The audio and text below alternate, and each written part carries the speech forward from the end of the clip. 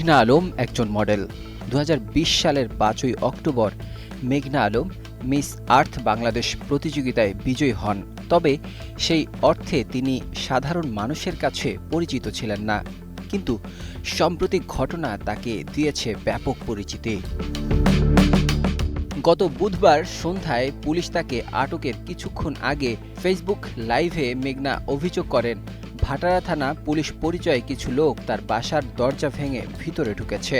এই ঘটনায় পুলিশ মেঘনাকে 1974 সালের বিশেষ ক্ষমতা আইনে আটক করেছে।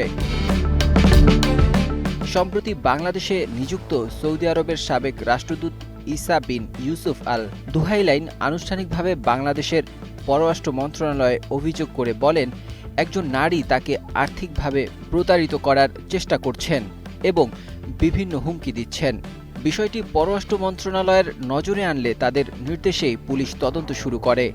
তদন্তে মেঘনা আলম ও রাষ্ট্রদূতের মধ্যে পূর্ব যোগাযোগের তথ্য পাওয়া যায়। পরে পুলিশের আবেদনের ভিত্তিতে আদালত মেঘনাকে বিশেষ ক্ষমতা আইনে 30 দিনের জন্য আটক রাখার আদেশ দেন।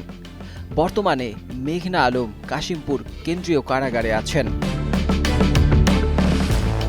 ঢাকার একটি দৈনিক খবরে বলা হয়, সরকারি কয়েকটি সূত্রের দাবি, পুলিশ ও সরকারের একাধিক সংস্থার কর্মকর্তারা দফায় দফায় মেঘনা আলমের সঙ্গে কথা বলেন।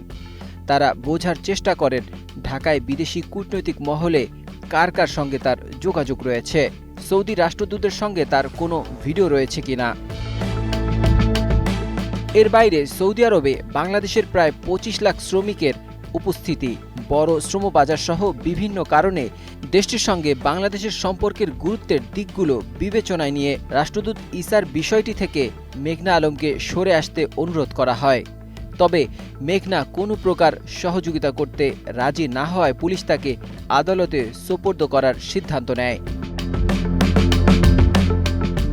কারাগারে থাকা মেঘনার বাবা বদরুল আলমের সঙ্গে কথা বলে জানা যায়, মেঘনার সঙ্গে রাষ্ট্রদূত ইসার পরিচয় করিয়ে দিয়েছিলেন পররাষ্ট্র মন্ত্রণালয়ের এক কর্মকর্তা। গত বছরের আগস্টে ঢাকায় সৌদি দূতাবাস আয়োজিত অনুষ্ঠানে প্রথম দেখা হয় তাদের। দেখা থেকে বন্ধুত্ব শুরু হয়। মেঘনার মিস বাংলাদেশ ফাউন্ডেশন নামে সামাজিক উদ্যোগে সহযোগিতাও করেন রাষ্ট্রদূত।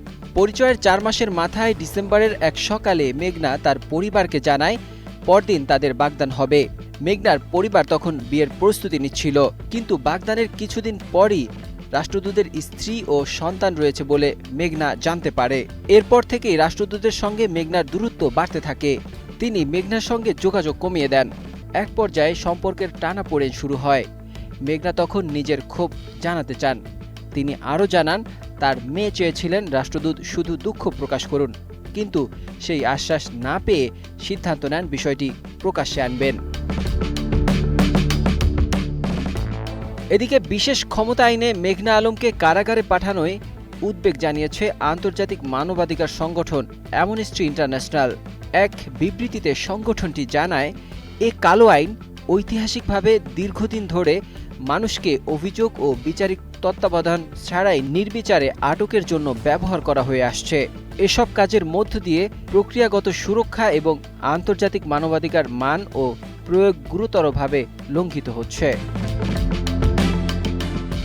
অন্যদিকে সামাজিক যোগাযোগ মাধ্যমে মেঘনাকে নিয়ে নানা তথ্য ছড়ানো হচ্ছে।